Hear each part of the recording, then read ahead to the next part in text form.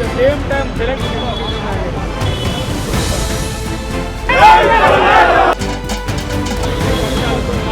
మండల్లో ఈ క్వశ్చన్ 5-6 సమావేశాలు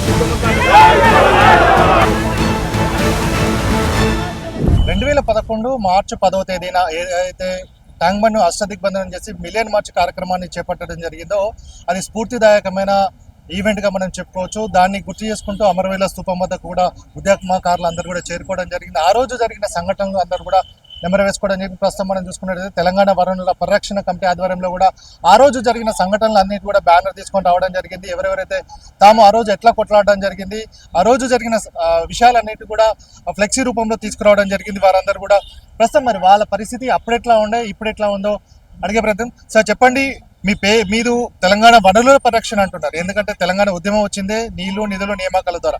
సో అప్పుడు మీ అందరి ఉద్దేశం కరెక్ట్, ఇప్పుడు ఎట్లా ఉంది పరిస్థితి?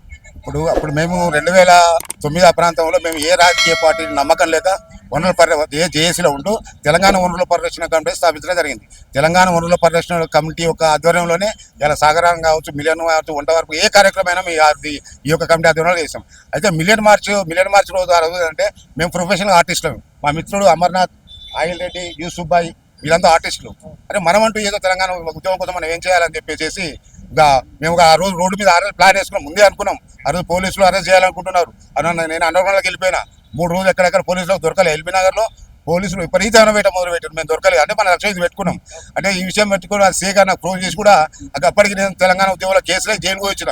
అక్కడ సీఏ గారు చెప్పారు, సీఏ శ్యామసుందర్ అక్కడ పోయి ఏదైనా చేస్తే నీ మీద పీడీ యాక్ట్ పెడతాన్నారు. అదే విషయం గద్దరానికి చెప్పిన ఫోన్ చేసి, అన్న ఇట్లా అంటుండే టీఆర్ఎస్ అంతా అరెస్ట్ అవుతున్నారు మరి మన అంటే గద్దరానికి కూడా మాట చెప్పారు. అరే పీడీ యాక్ట్ అంటే పీడీ యాక్ట్ ఎవరి మీద పెడతారు? మీలాంటి ఉద్యమకారుల మీద పీడీ యాక్ట్ పెట్టాల్సిన అవసరం లేదు. కానీ బెదిరింపులు పోలీసు వాళ్ళు ఆ విధంగా, ఎందుకంటే అందరూ మేము బైండ్ ఓవర్ కాలే. మేము అనుకున్నాం ఈ లక్ష్యం. గద్దరానికి ఫోన్ చేసి చెప్పిన, అన్న ఇట్లా అంటున్నా అంటే టీఆర్ఎస్ వాళ్ళకు మనకు తేడా తేరా, మనం ఒక మిలిటెంట్ అనుకున్నాం, మిలిటెంట్ పోరాటం చేయాలనుకున్నాం. మిలిటెంట్ అంటే ఇది ఒక మిలియన్ మార్చ్ మిలిటెంట్ పోరాటం. దీన్ని మనం సక్సెస్ చేసుకోవాలి. ఏ విధంగా చేసుకుంటావో నీకు తెలియదు, నువ్వు అనుకున్న లక్ష్యం నెరవేర్చాలని చెప్పేసి అప్పుడు నా మిత్రుడు మన ఐలెట్ గారికి హార్ట్ అటాక్, ఆయన హాస్పిటల్కి వెళ్ళి వచ్చి అమర్నాథ్ మేమంతా అనుకొని ఒక మిలిటెంట్ రూపంలో అక్కడక్కడ అందరూ అనుకొని ఆర్టీసీ క్రాస్ రోడ్ దగ్గర చేరుకోవాలనుకున్నాం. ఆర్టీసీ క్రాస్ రోడ్ చేరుకో అక్కడికి ముళ్ళకంచ లోపల రానియకుండా ముళ్ళకంచ లేచారు. ముళ్ళకంచ లేస్తే మేము పెయింటర్స్ని ప్రొఫెషనల్గా మేమేం చేసాం, అక్కడక్కడ మన ఎవరు గుర్తుపట్టకుండా రంగుల డబ్బాలు చేతులు పట్టుకోవాలి, రంగులు వేసుకోవాలి అనుకుంటే పోలీసులు అని చెప్పాము. అరే మేము రంగులు వేసుకుంటూ ఆయన మాకు ఉద్యమానికి సంబంధం లేదని చెప్పి చెప్పుకుంటూ 10:30కి ఇక్కడ మైసాం గుడి గారికి చేరుకొని అక్కడి నుంచి తోసేసుకుంటూ పైకి వెళ్ళిపోయి తెలంగాణ రాష్ట్రం మా జన్మ మేము ఏదైనా లక్ష్యం అనుకున్నాము, ఆ లక్ష్యాన్ని నెరవేర్చుకున్న తర్వాత అక్కడ మాకు సహకరించింది ఇంకోటి విషయం గుర్తు చేయాలి. ఇవాళ మన ఫైన్ ఆర్ట్స్ పిల్లలు, మేము స్టెన్సిల్ తయారు చేసాం కదా, మా ఫైన్ ఆర్ట్స్ ఆడపిల్లలు వచ్చిండ్రు. మేము 3 చోట్ల, అక్కడ సికింద్రాబాద్ నుంచి వస్తున్న సిగ్నల్, ఇటు లెబర్ నుంచి వస్తున్న సిగ్నల్, ఇటు సిగరెట్ నుంచి వస్తున్న సిగ్నల్, ఆ సిగ్నల్ బేస్ చేసుకొని ఆ సిగ్నల్ ఎండింగ్లో తెలంగాణ రాష్ట్రం మన జన్మ కానీ 30 ఫీట్లతో రాయడం జరిగింది. అది విత్తిన్ మేము అనుకున్నాం 2-3 గంటల వరకు అనుకున్నాం. కానీ ఇలా ఫైన్ ఆర్ట్స్లో ఆడపిల్లలు ఏడో ఉన్నారో ఆ పిల్లలు మాకు ఎంకరేజ్ చేశారు. మా దగ్గర బ్రీషింగ్ కొంచెం అన్నతే అని చెప్పి రబ్బా 1 గంట సేపట్లో కంప్లీట్ చేస్తాం. అసలు ముఖ్యంగా నేను చెప్పడం ఏంటంటే తెలంగాణ రాష్ట్రం రావడానికి మూల ఘట్టం తెలంగాణ మిలియన్ మార్చ్. ఎందుకంటే మిలియన్ మార్చ్ రోజు నేను జయశంకర్ సార్, కేశవరావు జాదవ్ ఆలోచన విధానం మేము పనిచేసిన వాళ్ళం. ఆర్ఎస్ఎస్ నుంచి ఆర్ఎస్ఎస్ దాకా ఎక్కడ ఉంటే అక్కడ మేము పోయిన వాళ్ళం. అంటే జయశంకర్ సార్ మాకు కూడా చెప్పిండు 2006 ప్రాంతంలో ఇబ్రాహీంపట్నం బహిరంగ సభలో ఈ దఫా తెలంగాణ పోరాటం రాకపోతే సాయుధులు కండి సాయుధ పోరాటం తప్ప మరో మార్గం లేదన్నాడు. అక్కడి నుంచి మేము ఇలా 2009లో సరే ఇంకా దీక్షల వాళ్ళ గురించి వాళ్ళకు వదిలేస్తాం, మేము వాళ్ళ గురించి మేము మాట్లాడదలుచుకోలేదు. 2009 నుంచి తెలంగాణ రాకపోతే 2014 వరకు సాయుధులు సిద్ధంగా అని చెప్పి జయశంకర్ సార్ చెప్పిండు. మేము దాన్ని కట్టుబడి ఉన్నాం. నేను ఒక కవిత రాస్తాను. 2003లో కవిత రాసిన నేను ఒక కవిత రాసినది, తెలంగాణ గడ్డన పుట్టిన గడ్డి పూసను నేను, తెలంగాణ రాష్ట్ర సాధనకై మారనున్న గార్ర గొడ్డలి నేను, తెలంగాణ సెలకల సెలమెల నీటి బిందువు నేను, తెలంగాణ రాష్ట్ర సాధనకై మారనున్న సునామీ అని రాశాను. అది జాగోజా ఉద్యమ కవిలో బుక్లో కూడా వచ్చింది. అంటే మేము ఖచ్చితంగా మేము సాయుధులు కావడానికి కూడా సిద్ధంగా అయినాం. తెలంగాణ రాష్ట్రం వచ్చిందంటే కూడా కేవలం ఇలా నేను అంటున్నా, ఇవాళ మీ ద్వారా తెలంగాణ సమాజానికి ఒక విజ్ఞప్తి చేయదలుచుకున్నా. ఇలా లాబింగ్ దగ్గర తెలంగాణ వచ్చింది కాదు, లడాయి ద్వారా తెలంగాణ వచ్చింది. ఈ లడాయి ఎక్కడ పోతుందో అని చెప్పేసి ఇప్పుడు మిలిటెంట్ పందాలు నడుస్తుంది, మిగతా పోరాటం నడుస్తుంది. ఈ పోరాటం యుద్ధ రూపం దాల్చే అవకాశం ఉందని కేంద్ర రాష్ట్ర ప్రభుత్వం నిఘా సంస్థలు తెలుసుకొని తెలంగాణ ఇచ్చినవి తప్పితే ఈయన మాత్రం తెలంగాణ ఇచ్చిన వాళ్ళు కారు. తెలంగాణ కేవలం లడాయి ద్వారా తెలంగాణ వచ్చని చెప్పేసి ఈ విధంగా తెలుసుకుంటూ ఇలా మిలియన్ మార్చ్ కంప్లీట్ చేసుకోవడం 14 సంవత్సరాల సందర్భంగా మా కోదండరామ్ సార్ ఇచ్చిన పిలుపు మేరకు ఇక్కడికి వచ్చి మేము విధంగా తెలుసుకోవడం జరిగింది. కానీ తెలంగాణ ప్రజలు అమాయకులు, విప్లవాలు కావచ్చు, ఉద్యమాలు అనేటివి కొత్త ఏం కాదు. వాళ్ళు ఏది అనుకున్నా కానీ సాధిస్తారు. కానీ ఈ అమాయకత్వాన్ని బేస్ చేసుకొని ఇప్పటికే 3 సార్లు ప్రభుత్వాలు వచ్చినాయి. కానీ ఇప్పటి వరకు ఏది కూడా హామీలు అనేది నెరవేర్చలేవు. సో దీనికోసం ఏ విధంగా ముందుకెళ్లాల్సి వస్తుంది, ప్రజలు ఏ విధంగా ముందుకెళ్ళాలి? మేము చేసిన కొత్త ఏంటంటే మేము చేసింది ఏంటంటే గతంలో కేసీఆర్ నమ్మి మోసపోయినాం. కేసీఆర్ తెలంగాణ ప్రజల నమ్మక ద్రోహి. తెలంగాణ కేసీఆర్ వచ్చిన తర్వాత తెలంగాణ విధ్వంసం జరిగింది. నేను ఎక్కడ నాకు బాధతో నేను శుభ్రం చేస్తా. ఎలా ఉన్న ముఖ్యమంత్రి తెలంగాణ ద్రోహి మాకు తెలుసు. ఉద్యమం లేడు, ఉద్యమ ద్రోహి. అయినా ఉద్యమకారులు ఏంటంటే ఇలా గుడ్డిగడ్డ మిలనేమనుకున్నాం. సరే, ఇక్కడ జరుగుతున్న విధ్వంసం మామూలు విధ్వంసం కాదు. తెలంగాణ మురళ పరిరక్షణ కూడా మేము చేసిన చాలా వరకు మేము చేసాం. అది ఎప్పుడైనా బయట పెడతాం. మేము కూడా త్వరలో తెలంగాణ ఉద్యమంలో సామాన్య పాత్ర అనే ఒక పుస్తకం వస్తుంది. దాని ద్వారా మేము బయట పెడతాం. సో అలాగే వీళ్ళు అంతా కూడా చెప్తున్న నేపథ్యం. సో చెప్పండి, మీరు దానికి సంబంధించిన రిప్రజెంటేషన్ మన తెలంగాణ తొలి దశ మల్లి దశ ఉద్యమకారుల జేఏసీ రాష్ట్ర కార్యదర్శి తెలంగాణ కొమరేను, నాది వరంగల్ జిల్లా. నేను కేసీఆర్ పార్టీ పెట్టినప్పటి నుండి 2001 నుండి నేను ఉద్యమంలో పనిచేసిన. నేను ఉద్యమంలో 30 కేసులు అయినాయి నా మీద. 5 సార్లు సెంట్రల్ జైలు పోయినా, వరంగల్ సెంట్రల్ జైలు. కేసీఆర్ మమ్మలను జైళ్ల పాలు, కేసుల పాలు చేసిండు. పోలీసులతో లాఠీ దెబ్బలు, తూటాలు తిన్నాం. కానీ మా ఆరోగ్యాలు నష్టపోయినాయి, మా కుటుంబాలు నష్టపోయినాయి, మా ఆర్థిక సంపాదన నష్టపోయినాయి, ఆస్తులు పోయినాయి. మేము తెలంగాణ కోసానికి, మేము రాష్ట్రం కోసానికి ఈ త్యాగం చేసినాం, జైల్లో పోయి కేసులు.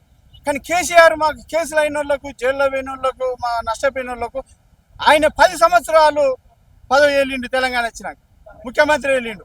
మా ఉద్యమకారులను కనీసం మాట కూడా మాట్లాడలే, మమ్మల్ని పట్టించుకోలే. మా కేసుల గురించి కూడా ఆర్థిక సాయం చేయలే. నేనే ఎకరం భూమి అమ్ముకొని 50 లక్షల భూమి అమ్ముకొని నేను ఈ కేసులన్నీ కొట్టేసుకున్నా. ఒక్క కేసు కూడా లేదు. నా సొంతంగా నేను ఒక 10 సంవత్సరాలు కోటి చుట్టూ తిరిగి నేను 50 లక్షల భూమి పార్టీలో తిరిగి మా ఉద్యమంలో అమ్ముకున్న కేసులకు ఉద్యమంలో. ఇప్పుడు నాకు 2 బిడ్డలు, నాకు మా తల్లిదండ్రులు ఇచ్చిన ఎకరం భూమి అమ్ముకున్నా. నాకు ఏం లేదు, నేను రోడ్డున పడ్డా. నేను ఇప్పుడు ఉద్యమకారుల రాష్ట్ర కార్యదర్శిగా పనిచేస్తున్నా. తొలి దశ మల్లి దశ ఉద్యమకారుల కోసానికి మా అధ్యక్షుడు దుషర్ల సుదర్శన్ రావు ఆధ్వర్యంలో మేము కేసీఆర్ ముఖ్యమంత్రి అయినప్పటి నుండి మేము కొట్లాడుతున్నాం మా ఉద్యమకారులకు న్యాయం చేయాలి. కేసీఆర్ ఎన్నడూ మా ఉద్యమకారులను పట్టించుకోవాలి. మేము అప్పటి నుండి మేము ఉద్యమాలు చేస్తూనే ఉన్నాం ఉద్యమకారుల కోసానికి. ఇప్పుడు కేసీఆర్ దిగిపోయిండు.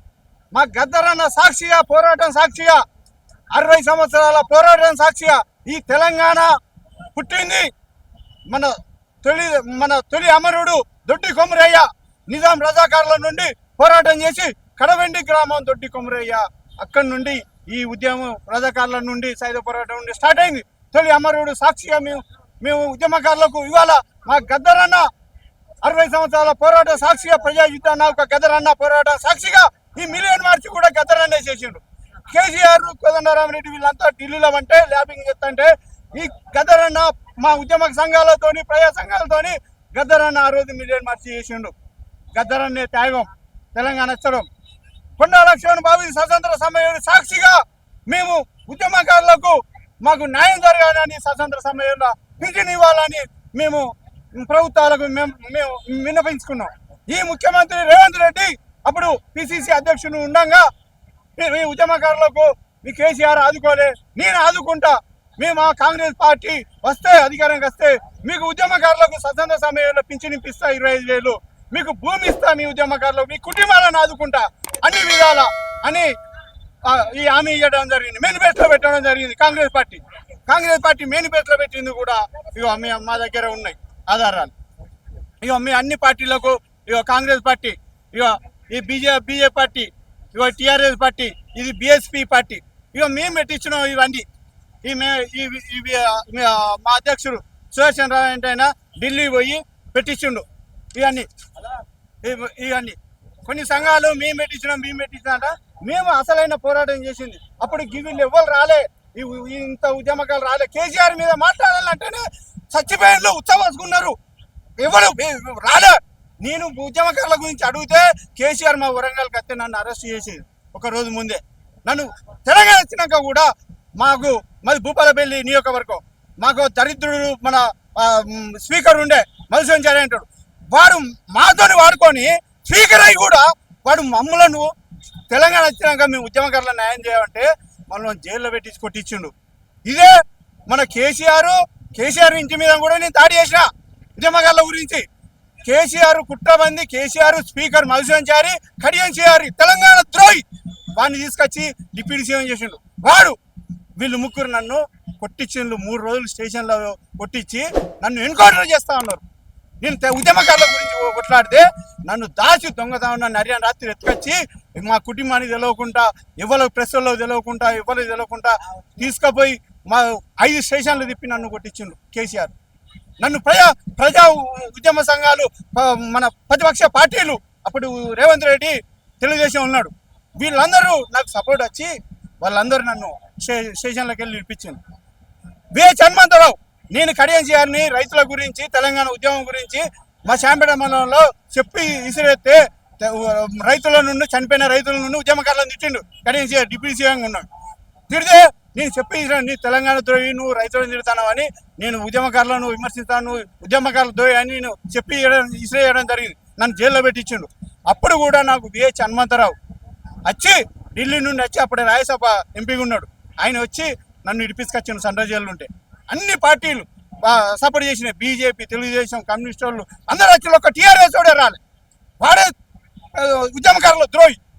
ఇప్పుడు ఈ మేనిఫెస్టోలో రేవంత్ రెడ్డి, నేను పాదయాత్రలో కూడా తిరిగిన, ఇగో మన గదరన్న, మా జేఏసీ, ఇగో ఇదంతా. మీరు చెప్పండి, ఎట్లా అంటే మీ మీద ఏమైనా కేసులు ఉన్నాయా? ఇప్పుడు ఎట్లా ఉంది పరిస్థితి? ఇప్పుడు పరిస్థితి అంటే, అప్పుడు కేసులు అంటే మామూలు ఎఫ్ఐఆర్ రాశారు కానీ మేమైతే జైలుకి అయితే పోలేదు. 2001 నుంచి కూడా సుదీర్ఘంగా ఈ భావజాల వ్యాప్తిలో తెలంగాణ అంతా తిరగడం జరిగింది. అయితే ఎంతో బలిదానం, తెలంగాణ సాయుధ పోరాటం అందించినటువంటి స్ఫూర్తి, తొలి దశ స్ఫూర్తి, మలి దశలో అన్ని వ్యక్తులు, అన్ని కుల సంఘాలు, అన్ని పార్టీలు కలిసి ఉవ్వెత్తున ఎగిసిపడినట్టు జ్వాలల మధ్యన, ఎంతో బలిదానాల మధ్యన ఈరోజు తెలంగాణ సాకారమైంది. బలిపీఠాలేమో అమరుల కుటుంబాలుగా అయినాయి, అధికారం పీఠాలు మీరెక్కిరు. ఉద్యమ నాయకుడు అని చెప్పి కేసీఆర్ అధికారంలోకి వచ్చి అతని కుటుంబాన్ని బాగు చేసుకుంటూ ఎమ్మడి తిరిగిన ఉద్యమకారులని మర్చిపోయిండు. రకరకాల కేసులు పెట్టిరు, వాళ్ళు నిరాధారకు గురై ఆకలితో, రకరకాల బాధలతో సంసారం వెళ్ళక మధ్యలోనే చాలా మంది చనిపోయారు. ఇంకా కొంతమంది ఇవాళ రేపు అన్నట్టుగా కొందరు పరిస్థితి ఉంది. మేము దీని గురించి తిరిగి ఒక జీవితం, విలువైన వయసును పోగొట్టుకున్నాం, విలువైన ఆశలు పోగొట్టుకున్నాం. ఏదో వస్తుందనే ఆశకు ఆకాశంలో మబ్బులు చూసి కుండల నీళ్ళు పోగొట్టుకున్నట్టు మా భూములు అమ్ముకున్నాం, మా భార్యల పేరు మీద బంగారం అమ్ముకున్నాం. ఇక కొత్తది ఇచ్చేదేందో చచ్చేది ఏంటంటే ఒకటే ఉంటుంది, ఆంగ్లేయులను ఎదిరించిన దేశం ఇది, ఔరంగజేబుని ఎదిరించినది, ఆంధ్రను కూడా ఎదిరించిన ఈ దేశం. కేసీఆర్ మేము చేస్తున్న సీఎం అయ్యాడు. ఈరోజు కేసీఆర్ని తొక్కడానికి రేవంత్ రెడ్డి రూపంలో ఉద్యమకారులను చూసినాం. బలమైన వ్యక్తి ఇంకా బలమైన వ్యక్తితో తొక్కియాలనే ఉద్దేశంతో మీరు రేవంత్ రెడ్డి జయగొట్టినాం, సీఎం చేసినాం. ఈ ఉద్యమకారుల పోరాటతోటే కేసీఆర్ సీఎం అయ్యాడు, రేవంత్ రెడ్డి గారు కూడా సీఎం అయ్యాడు. మిమ్మల్ని ఏమనట్లేము, ఎందుకంటే మీకు జ్ఞానం ఉంది, తెలివి ఉంది, హక్కులు ఉన్నాయి, అన్నీ ఉన్నాయి, వనరులు ఉన్నాయి కాబట్టి కాగలిగారు. మేము కేసీఆర్ని దించినాం, రేపు నిన్ను కూడా దించుతాం. ఇట్లా కూడా వీలు పడిపోతే ఒక కొత్త వ్యవస్థ, కొత్త పార్టీ కూడా వచ్చే అవకాశం కూడా ఉంటుంది. ఎందుకంటే తెలంగాణ 25 ఏళ్ళు అస్తిత్వాన్ని కోల్పోయింది, ఆర్థికం కోల్పోయింది, ఆగమాగమైనం. మీ భావజాలానికి సంబంధించి ఇప్పుడు కూడా చాలా మంది మావోయిస్టులు కూడా బయటకు రావడం జరిగింది, వాళ్ళు కూడా ప్రజా జీవితంలోకి వస్తా అంటున్నారు. మీరు 3వది అన్నారు కదా, వాళ్ళతోటి కూడా ముందుకెళ్ళే పరిస్థితి. ఇప్పుడు కడుపు నొప్పి ఉంటే సార్ డాక్టర్ని కూడా మార్చవలసి వస్తుంది. అన్యాయం జరిగినప్పుడు ఈ పాట ఆ పాట, ఆ సమయానికి ఎవరు భావజాలం కలిసి వస్తారో, ఎవరి సమాజానికి ఎక్కడ వస్తారో, మాకు రానున్న రోజుల్లో నీతివంతుడైన పాలకుడు కావాలి. మేము వాళ్ళ కొరకు ఎదురు చూస్తున్నాం. ఈ కబ్జాకోరులు, ఈ దళారులు, ఈ కుటుంబాన్ని పోషించుకునే వాళ్ళను ప్రజల రోడ్ల మీద వేసి ఉద్యమాలు ఆగం చేసినాం. మేము ఇంకా చాలా రోజులు చూడడానికి ఇష్టంగా లేము. కేసీఆర్ని ఇచ్చినాం, రేపు రేవంత్ కూడా తీస్తాం. ఇంకా ప్రజా వ్యతిరేక భావజాలం పెరగక ముందుకే, ప్రజలు ఇంకా రోడ్ల మీద రాకముందుకే ఇంకా ఇంకొంతమంది సావడానికి మీరు కారకులు అవుతారు. ఈ తెలంగాణ ఏంది, ఒక తెలంగాణ ఏర్పడిన తర్వాత విద్యా వ్యవస్థ మారాలి, వైద్య వ్యవస్థ మారాలి, అన్ని వ్యవస్థలు మారి ఇడ మారినాయి. అంత కార్పొరేట్ కల్చర్ వచ్చేసింది. టీవీలు పట్టుకున్నారు, వార్తలు రాశారు, ఏమేమో వస్తుందని అయిన వాళ్ళకి ఏమన్నా వచ్చిందా? పేదరికమో వచ్చింది. పెద్దరికం మీ ఇంటికి పోయింది, పేదరికం మా ఇంటికి వచ్చింది. అంటే ఈ సమాజంలో కుర్చీ ఎక్కినాక ఎప్పటికి నేను ఉంటాను అనుకోండి తప్పు. మహా నియంతలే. మన ఇరాన్లో చూడండి, గడాబీ పరిస్థితి చూడండి, సద్దాం హుసేన్ పరిస్థితి అండి, ప్రజలు తెలుసుకుంటే నేపాల్లో చూడండి. మీరు అలాంటి పరిస్థితి ఎదుర్కోవద్దు. ఈ మౌనం ఇంకొక రూపాంతరం చెందక ముందే ఉద్యమకారులకు ఇచ్చిన హామీలను, ఎన్నికలలో ఇచ్చిన హామీలను సోనియా గాంధీ నుంచి, రాహుల్ గాంధీ నుంచి, ఖర్గే నుంచి, ఇప్పుడున్న రేవంత్ రెడ్డి దాకా హామీలు ఇచ్చిన మీరు హామీలను ఇస్తేనే మిమ్మల్ని పూజిస్తాం. మీరు హామీలు ఇవ్వకపోతే మిమ్మల్ని దించడానికి ప్రయత్నం చేస్తాం. ఆల్రెడీ విలువైన జీవితం పోగొట్టుకున్నాం. ఇక మిమ్మల్ని దించడానికే మా ప్రయత్నాలు ఉంటాయి. సో మొత్తంగా చూసుకున్నట్టయితే తెలంగాణ వనరుల పరిరక్షణ సమితి పేరుతో ఉండడం జరిగింది. వారంతా కూడా గతంలో ఏ విధంగా ఉంది, ఇప్పుడు ఏ విధంగా ఉంది. సో ఇప్పుడు అధికారం కట్టబెట్టడానికి ఇంకొకరి ద్వారా మేము ముందుకెళ్ళడం జరిగింది. సో ఇప్పటికి కూడా హామీలను అమలు చేయకపోతే మాత్రం ఏం చేయాలో మాకు అన్నీ తెలుసు. ప్రజలందరినీ కూడా ఉత్తేజం చేయడానికి ఏ విధంగానైనా తాము ముందుకెళ్తామని కూడా వారు చెప్తున్న నేపథ్యం. ప్రభాకర్ గణేష్, హైదరాబాద్.